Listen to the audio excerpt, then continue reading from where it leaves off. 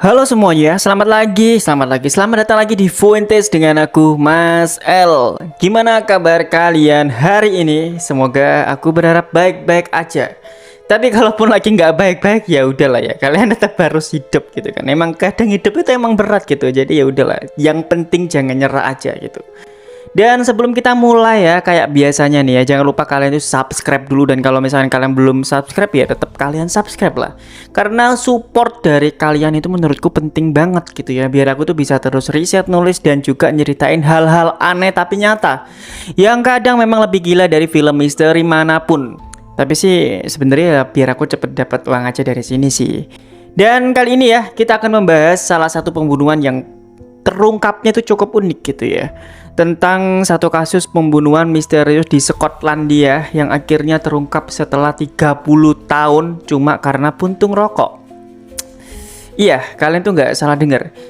Jadi cuma dengan puntung rokok sing kecil-kecil itu ya, benda kecil yang biasa dibuang gitu aja ya, ternyata itu bisa menyimpan rahasia besar yang nunggu dibuka selama puluhan tahun.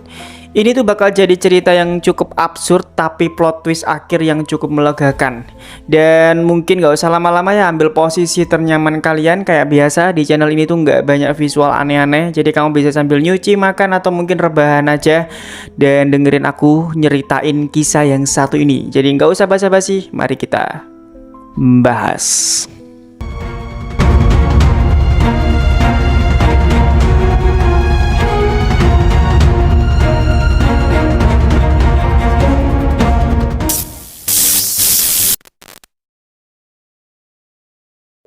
Ceritanya itu bermula di tahun 1984 di sebuah flat kecil di Glasgow, Barat Skotlandia.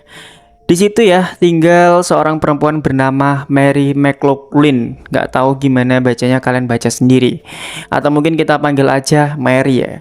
Usianya itu 58 tahun, ibu dari 11 anak. Jadi anaknya itu banyak banget ya. Dan hari itu ya, tanggal 2 Oktober 1984, salah satu anaknya bernama Martin Cullen itu datang buat nengok ibunya. Karena ya memang biasanya anak-anaknya juga menjenguk sang ibu. Jadi itu adalah hal yang biasa.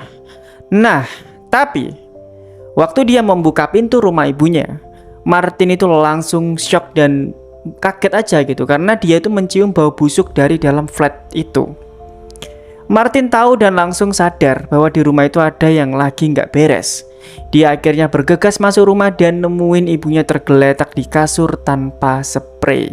Gaun hijaunya dipakai terbalik, gigi palsunya jatuh di lantai, dan sekujur tubuhnya semuanya sudah kaku. Dari kejadian itu, Martin itu shock berat. Dia menangis, dia itu benar-benar tidak menyangka bahwa ibunya meninggal dengan keadaan kaku seperti itu. Singkatnya ya, Mary itu dibawa ke rumah sakit dan diautopsi. Setelah hasilnya keluar, autopsi itu bilang bahwa Mary sudah meninggal 5 hari sebelumnya. Dan penyebabnya ya karena lehernya dicekik sampai meninggal dunia. Nah, disinilah yang bikin kasus ini tuh aneh. Jadi di rumah Mary itu sama sekali nggak ada tanda-tanda pintu dibuka paksa. Artinya ya mungkin pelaku itu orang yang Mary kenal. Atau mungkin seseorang yang mungkin dia percaya buat masuk ke dalam rumahnya malam itu. Beberapa jam sebelum Mary tewas, Mary itu terlihat di sebuah pub lokal. Kalau pub itu ngarannya apa ya, kayak kafe atau bar mungkin ya, warung kopi lah mungkin. Jadi dia itu sedang minum minuman keras dan juga main domino. Mary itu memang dikenal sebagai sosok yang supel, senang bercanda, dan juga malam itu dia terlihat bahagia. Tepatnya sekitar jam 10 malam lewat sedikit, dia itu pamit pulang ke teman-temannya. Dia jalan kaki sendiri menuju flatnya atau rumahnya, yang mana jaraknya itu cuma 2 km dari tempatnya main itu. Di tengah jalan, dia itu sempat mampir ke toko keripik beli makanan, rokok, dan juga sempat bercanda dengan pegawai toko. Tapi setelah itu, seorang sopir taksi itu bilang bahwa dia itu melihat seorang pria mengikuti Mary dari belakang. Dan itu adalah penampakan atau terakhir kali dia itu terlihat. Nah, kalau misalkan kita geser ke penyelidikannya ya.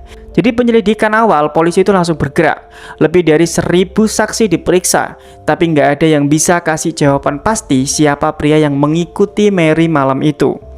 Di TKP, polisi itu nemuin beberapa bukti kecil. Mulai dari helai rambut, kuku, dan juga puntung rokok di asbak ruang tamu. Tapi waktu itu di tahun 1984 teknologi DNA itu belum dikenal. Jadi ya terpaksa bukti-bukti itu cuma disimpan dalam kantong kertas tanpa disadari nilainya akan sebesar itu nantinya. Kasus ini itu akhirnya ditutup setahun kemudian. Keluarga Mary itu hancur, putrinya Gina McGuffin itu bahkan sempat curiga pembunuh ibunya itu mungkin dari keluarga sendiri. Gina itu bilang ya bahwa keluarga mereka itu saling mencurigai karena nggak ada yang tahu siapa pelakunya. Ya wajar sih ya, karena memang ya dilihat dari TKP-nya itu emang agak mencurigakan. Jadi mungkin wajar kalau misalkan saling mencurigai. Tapi ya, ada seorang agen kriminal itu sempat ngomong ke Gina, jangan kehilangan harapan gitu. Dan kata-kata itu ternyata jadi nyata, tapi butuh 3 dekade atau 30 tahun buat sampai ke jawabannya. Waktu terus berjalan, semuanya itu ya udah begitu saja gitu ya. Tapi kasus Mary bahkan pernah dianggap selesai, tapi filenya itu nggak pernah benar-benar ditutup rapat. Sampai pada akhirnya pada tahun 2014, kasus ini dibuka untuk kelima kalinya. Kali ini, dengan bantuan teknologi DNA modern di sebuah laboratorium bernama Scottish Crime Campus di Gartos. Sebelumnya, ilmuwan cuma bisa analisis 11 sampel DNA dari TKP. Namun sekarang, dengan alat baru yang lebih canggih, mereka tuh bisa periksa 24 sampel DNA, bahkan dari sisa yang sudah rusak atau bahkan kecil banget. Ilmuwan forensik bernama Joanne Cochran itu memimpin pemeriksaan itu. Dia itu bilang bahwa dia percaya teknologi baru bisa membawa kita kembali ke masa lalu. Tujuannya ya sudah jelas, yaitu buat ngasih keadilan ke orang-orang yang udah hampir kehilangan harapannya. Dan ternyata semua harapan itu terbalaskan dan kebenaran mulai terbongkar. Dari semua barang bukti yang ditemukan itu kan barang bukti yang sudah lama gitu ya. Akhirnya mereka tuh membuka lagi barang-barang bukti itu. Ada satu barang yang menarik perhatian peneliti, yaitu ada potongan puntung rokok di asbak. Jadi ya, Mary itu sebenarnya dikenal cuma merokok merek dengan nama Woodbine. Tapi anehnya, puntung rokok yang ada di TKP itu bukan merek Woodbine. Dan itu artinya waktu itu ada orang lain di sana. Itu pertama. Terus lagi ya, Joanne Cochran dengan sabar mengekstraksi DNA dari puntung itu. Dan hasilnya itu lagi-lagi mengejutkan.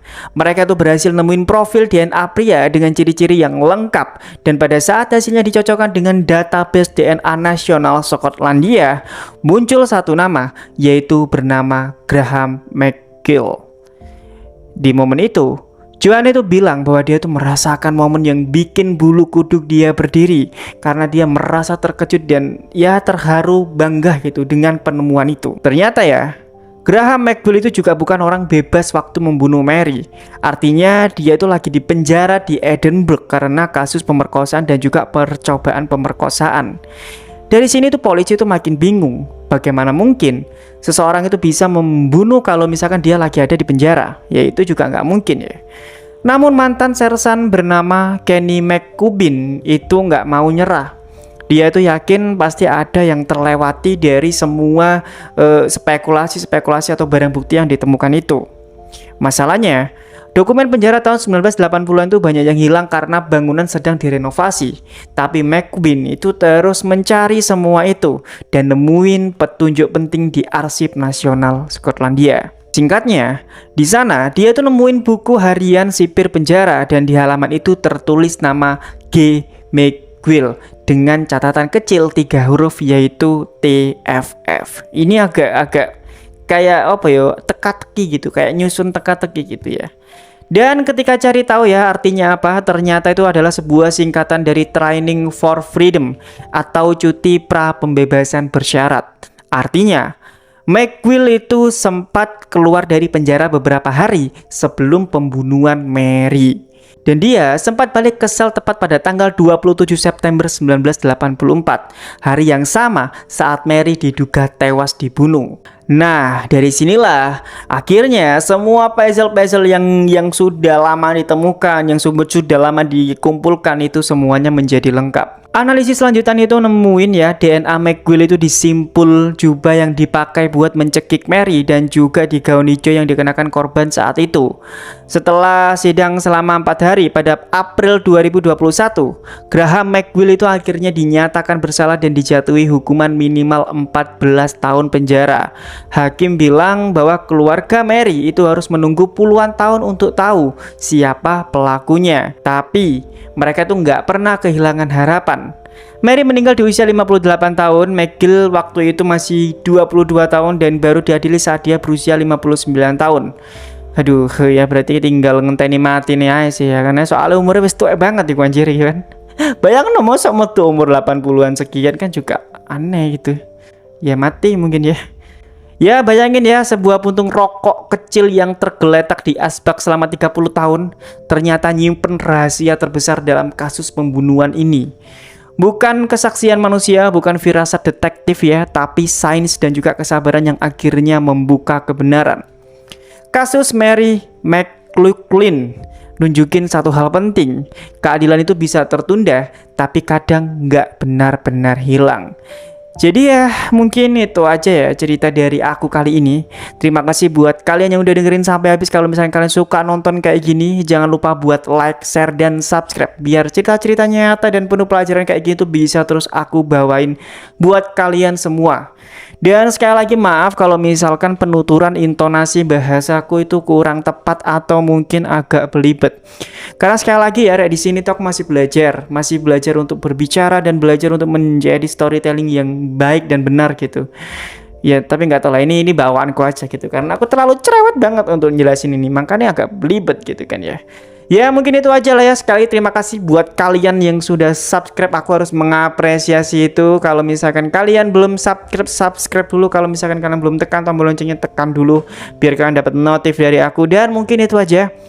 Hari ini mungkin aku mau upload lagi. Jadi ikutin aku terus lah intinya gitu ya. Mungkin itu aja. Terima kasih dan sampai jumpa lagi di Fuente selanjutnya. Aku berapa kali ngomong terima kasih gue.